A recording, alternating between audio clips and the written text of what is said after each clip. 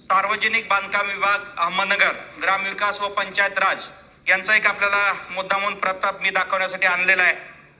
80 ते 90 हजार कोटीची बिलं पेंडिंग असताना सार्वजनिक बांधकाम अहमदनगर ग्रामविकास व पंचायत राज विभाग यांचा शासन निर्णय GR आहे।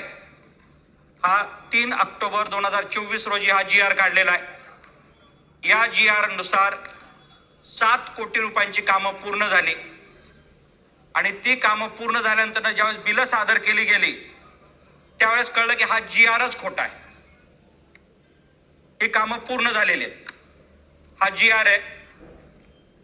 जर सरकारचे 80-90 हजार कोटी रुपयाची जर बिलं थकीत असतील आणि जर असे 7-7 कोटीचे खोटे GR निघून कामं पूर्ण केली जात असतील तर ही जी यंत्रणा आहे, हे जे कोण याशी संबंधित अधिकारी असतील, हा मला फक्त 7 कोटीचा एक GR मिळालाय, असे कित्येक GR त्यावेळेस निघाले गेलेले आहेत।